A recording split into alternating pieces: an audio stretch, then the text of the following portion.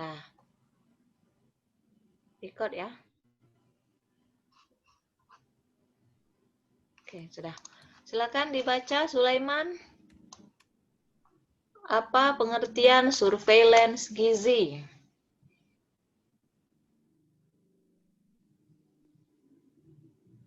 Hai, baca lah. Nggak kedengeran ya? Nggak Anel. ada suara. Anel, coba Anel. Kedengeran kok. Anel. Oke, Bu. Oke, Bu. ya silakan.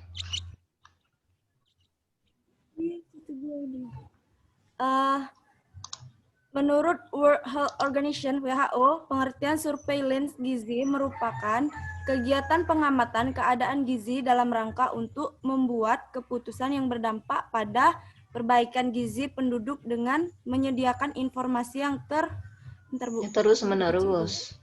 Yang terus-menerus tentang keadaan gizi penduduk.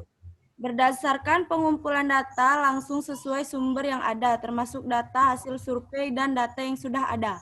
Oke, itu adalah pengertian surveillance, bahwa menurut WHO, pengertian surveillance ini kegiatan pengamatan, ya, survei, kegiatan pengamatan tentang keadaan gizi, surveillance gizi. Paham ya? Nah, tujuannya apa?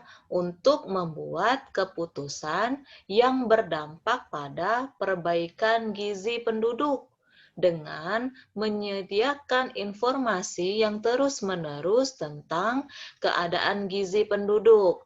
Nah, jadi misalnya kita kan dibagi beberapa kecamatan ya. Misalnya kalau di Kecamatan Sako, ya, Kecamatan Sako.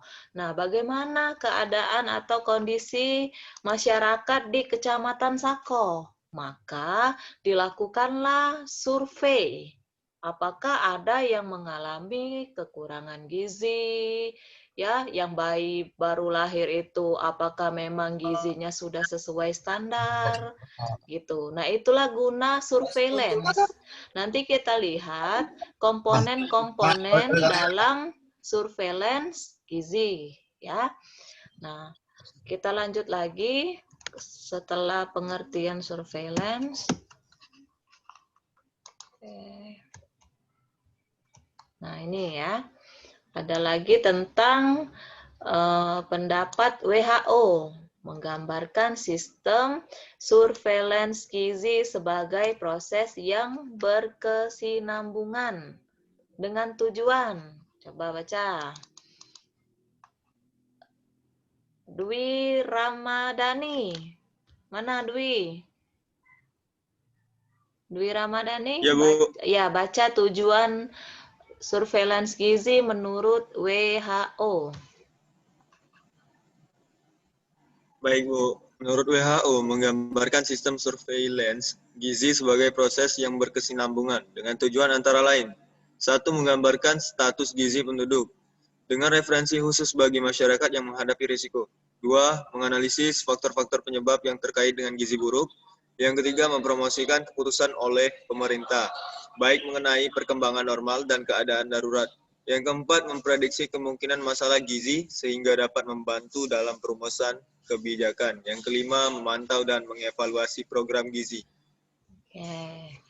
Ya, ini adalah tujuan dilakukan surveillance gizi. Seperti Ibu tadi bilang, di Kecamatan Sako itu bagaimana kondisi status gizi masyarakat di situ. Kemudian kan ketahuan tuh, misalnya gizinya sudah baik atau kurang gizi kayak gitu, atau sudah cukup, atau ada obesitas masyarakatnya. Umar, kamu rumahmu di mana? Umar, ini Umar Gilo ya nama kamu ya? Umar? Emang bener namanya Bu. Itu kok namanya Bu. Namamu siapa sih? Udah Bu, ya kasih nama Bu. Iya, nama lengkapmu siapa ya? Udah Bu, kasih nama tadi Bu. Nama Kalium Tri, lengkapmu. bukan itu namanya, Bu. Lagu Nulis Coba, Umar. Aja kau nih, Jai. Umar, Apa, Bu? kamu kan lulus nggak ilmu gizi 1? Dasar-dasar ilmu Lulus, gizi? Bu. Lulus, ya. Sudah pernah Lulus, Bu. menghitung kan status gizimu? Lupa, Bu. Kamu masuk kategori mana? Obesitas kah? Atau normal kah? Atau kurus kah? Obesitas, Bu. Obesitas, ya. Misalnya di Kecamatan Sako Ya. itu yang mengalami obesitas ada orang 20 misalnya, ya kan? Nah, dari mensurvei masyarakat tersebut nanti dilakukan tindakan berikutnya. Bagaimana? Ataukah melakukan senam setiap hari Jumat atau hari Minggu kan khusus di Kecamatan Sako untuk mengurangi Sako. tadi biar sehat ya masyarakat di kecamatan itu. Ya kan? Terus ada lagi yang kekurangan gizi. Nah, apa tindakannya untuk memperbaikinya? Nah, itulah gunanya tujuan surveillance gizi. Ya kan? Tahu dikasih susu, dikasih telur, bantuan kayak gitu. Atau hanya didiamkan saja, kita nggak tahu kan? Nah, nanti tugasmu bolehlah lihat di tetanggamu itu ya, gimana status gizinya, atau ada yang obesitas, ada yang kurus, apa normal. Nah, minggu depan Ibu tanya ya satu-satu ya. Satu-satu saja kayak gitu. Terus minggu terakhir itu kan Ibu Hartati memberikan tugas sama kamu. Ngecek apa? Ngecek apa, HB, Rizky? Bu. HB, bukan HB. Salah. Tensi. Oh iya, Bu. Itu Tensi, Bu. Tekanan. Tensi, Bu. tensi, Bu. Ya, tensi. Sudah apa? Sudah apa ngecek? Tensi. Lupa, Bu. Belum. Belum, Bu. Nggak boleh ke Ini, Bu, ngeceknya nak tes corona dulu, Bu. Wah, enggak ya, kan di puskesmas itu enggak harus COVID itu, tes COVID dulu baru bisa. Enggak. Lagi nih ke Takut, Bu. Nian puskes layu cek itu. Oh, harus ada surat keterangan itu ya? Surat keterangan. Iya, Bu. Iya, Bu, harus ada surat rapid test tuh, Bu. Ya nanti kalau kayak gitu ditunda dulu, tapi pasti akan Ibu tanyakan lagi itu berapa tekanan darahmu itu ya, yang tensi tadi. Nanti ada yang iya. Jadi kita tuh tahu kondisinya. Iya, kayak gitu ya. Kita lanjut lagi. Nah, coba baca. Indah Gita Cahyani. Baca ndak? Bu, ya Bu. Oke, coba. Abel. Baca Bu. Ya, silakan. Abel. Sementara menurut WHO menggambarkan sistem surveillance gizi sebagai proses yang berkesinambungan memiliki 5 tujuan khusus antara lain. Yang pertama, menggambarkan status gizi penduduk dengan referensi khusus bagi mereka yang menghadapi resiko. 2. Menganalisis faktor-faktor penyebab yang terkait dengan gizi buruk. 3. Mempromosikan keputusan oleh pemerintah, baik mengenai perkembangan normal dan keadaan darurat. 4. Memprediksi kemungkinan masalah gizi sehingga dapat membantu dalam perumusan kebijakan. 5. Memantau dan mengevaluasi program gizi. Nah, ya. Itu tadi masih tentang tujuan khusus surveillance gizi. Pada tahap akhir kita bisa lihat ini nah, tujuannya memantau dan mengevaluasi program gizi. Ini ya. Ini perlu sekali nih dilakukan pemantauan dan mengevaluasi apakah program gizi yang sudah dirancang dan diterapkan kepada masyarakat itu sudah baik atau harus ada yang diperbaiki. Itulah guna memantau dan mengevaluasi. Tuh. Lanjut. Baca. Febri Haryanto. Nah, Febri, Nyet, Beb. silakan. Ngelek dia, Bu. Habis Lek. paket. Darmawan, Muhammad Darmawan. Oke, Ya, Bu. silakan. Gimana kamu baca diagram kayak gini? Kurang gizi, infeksi, sanitasi, gimana coba kalau kamu mengartikannya? Oh, urutannya ya, Bu. Ya. Ay, Lihat komis kau nahan aku. apa? Lihat yang dari paling atas. Atas atau bawah? Sebentar ya, Bu. Darmawan memikir sebentar. Mikir sebentar. Judulnya apa? Baca dulu. Dari bawah ke atas. Dari Baca bawah, dulu. Bu, ke atas. Judulnya apa? Kurang gizi. Krisis ekonomi, politik, dan sosial. Ya. Kurang gizi. Judulnya kurang Coba Darmawan. Tidak makan yang tidak seimbang. Gimana? Dari mana? Diurutkan kan, Bu? Ya. bawah, Bu. Dari bawah.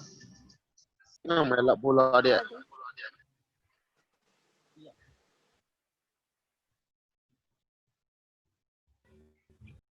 Mana? Benil. Satu dulu.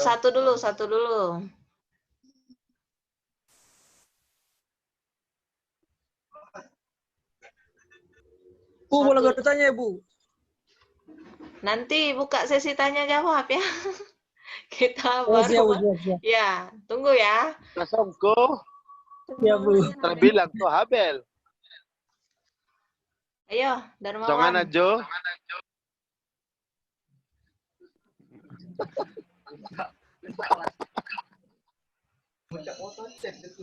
Bisa nggak Darmawan? Ini, Bu. Tidak bisa. Satu dulu aja.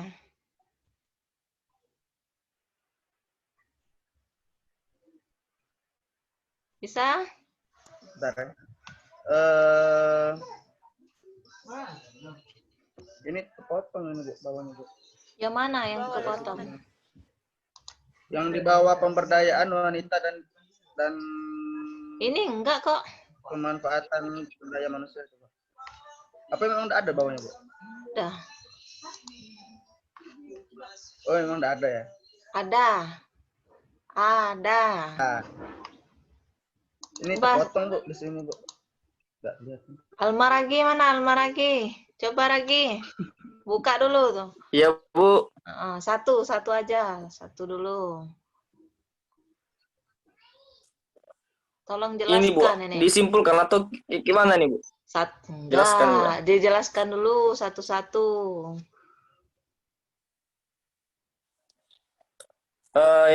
Terima kasih, Bu. Yang alamati kurang gizi. Kurang gizi akan mengakibatkan berbagai komplikasi penyakit, yang terutama yaitu makan tidak seimbang. Yang kedua, menyebabkan penyakit infeksi. Nah, dari penyakit infeksi ini bisa berupa dapat ditemukan berupa dari sanitasi air, yaitu berupa air karat yang bisa membuatkan penyakit infeksi yang kita mengambil contoh di desa kemarin, Bu, kegiatan PMI di Pemulutan, ada banyak sungai-sungai air yang digunakan masyarakat yang tidak efektif bersih, malah menggunakan air karat, Bu, kayak bau-bau besi-besi itu. Jadi mengakibatkan penyakit infeksi terhadap masyarakat di sana. Oke. Di Dan Pemulutan juga, itu ya? lagi, Bu, apa sudah, Bu? Di Pemulutan itu ya? Iya Bu, Tanjung sama Lago. Di mana? Sungai Rambutan Bu. Sungai Rambutan. Oke. Di Sungai Rambutan Bu. Ya, Iya Bu. bagus. Lanjut. Kevin, mana? Muhammad Lanjut ya, Bu. Kevin. Kevin, lanjut di Kevin. Innalillah, Bu. Muhammad Kevin. Pin, duduk dulu kamu tuh, Pin. Ya, Bu. Duduk, duduk. Ini sudah, Bu. Oh, Ini sudah. Bu. Oke. Jawab, Pin. Tadi Almaragi sudah membahas sampai air, ya, sanitasi, dan dia memberikan contoh juga Almaragi. Bagus sekali.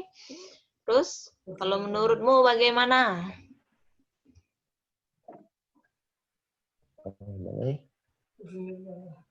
Menurutmu? Nah, kalau yang ini Bu, apa itu?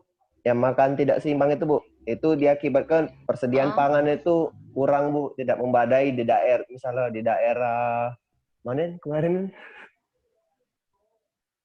Ada kemarin. Daerah mana? Ada kemarin yang ngomong kemarin. Daerah mana? Lupa Bu, nama daerahnya Bu. Daerah Sakotigo. Ngolai dia udah Bu. Ngolai Bu, Kevin. Tapi Malai. Kemar balik, Tanjung Api-Api. Apa Kevin Bu. Astem kare. Ya, lanjut, Pin. Lanjut. Gimana?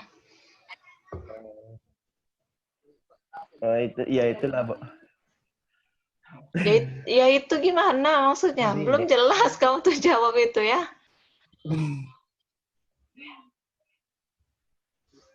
Gimana, Pin?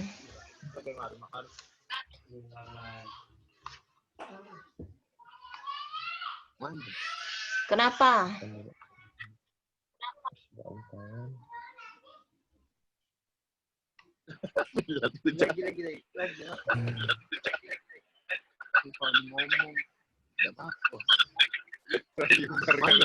Lanjut.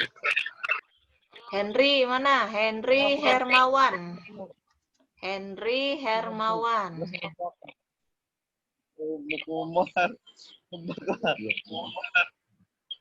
Tolong suaranya di-unmute-kan dulu ya. Suaranya. Silakan Henry. Hen, bagaimana? Ya, Gimana Bu? Ya, coba. Temanmu tadi sudah bagus sekali. Ada 2 orang. Satu lagi kamu. Bagaimana kamu membaca? Yang Ibu sajikan Membaca ini. diagram ini Bu ya. Ya, gimana? Ini membaca secara diagram ini apa mengartikannya Bu? Ya, kamu baca dulu kan. Yang kayak temanmu tadi. Kurangan air, terus mengakibatkan ada penyakit infeksi, kekurangan gizi. Nah, kamu gimana?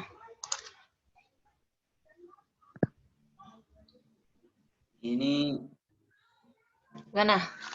kalau dari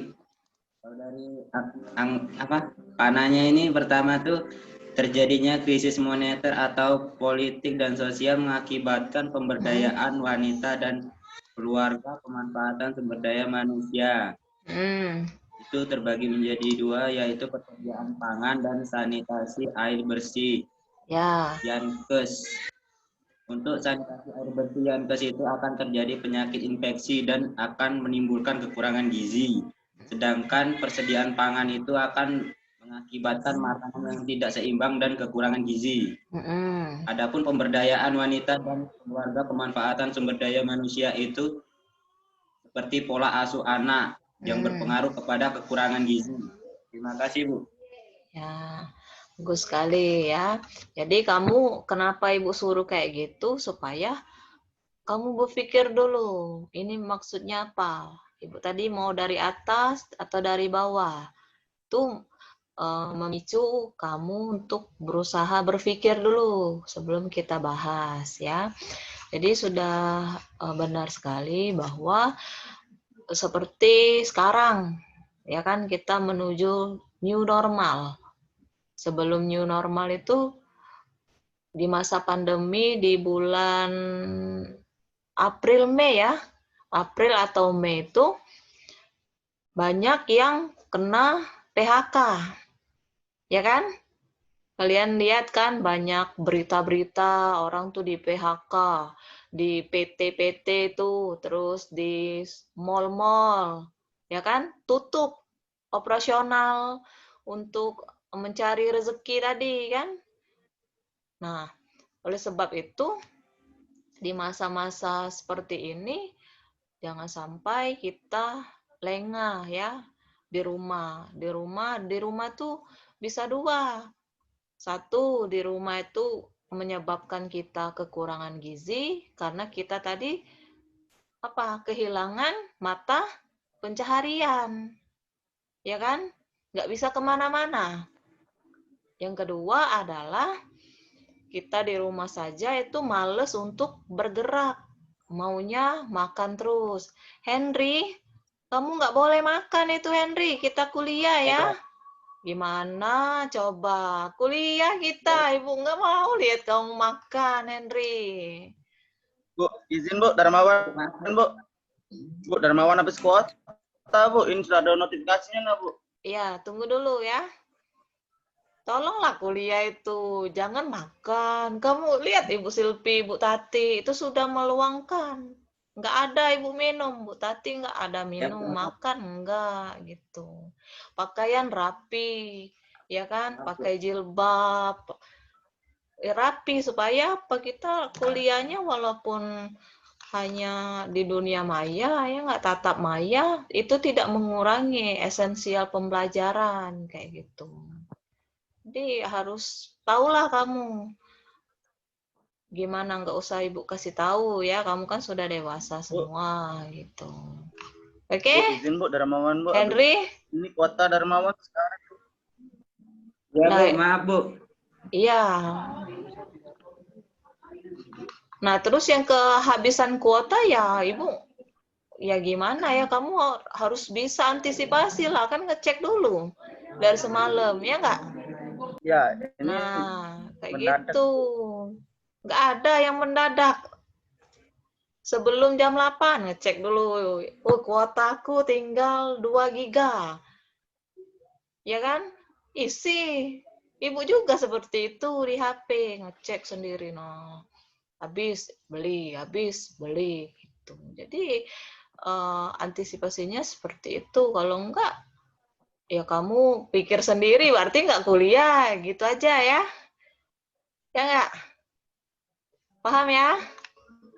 Ya, Darmawan? izin lagi untuk cari kuota ya, Bu. Iya, harus dapat itu. Kalau enggak, Darmawan dia Iya, Bu. anggap enggak Ini masuk. nyari kotanya sedikit jauh ini, Bu, dari rumah. Saja.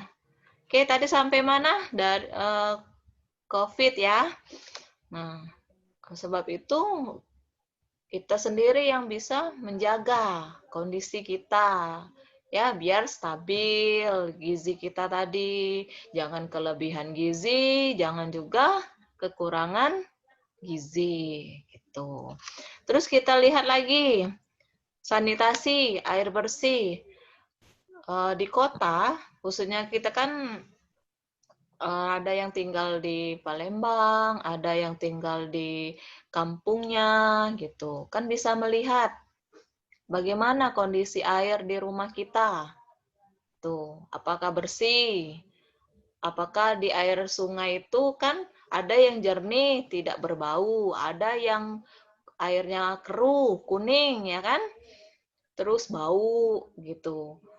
Nah, itu kan kalian sendiri yang tahu. Ada yang pakai air pam, ya kan? Nah, jadi kalau kita tidak bisa menjaga kebersihan, air pun seperti itu kan, airnya harus jernih, bersih, supaya kita terhindar yang namanya dari infeksi.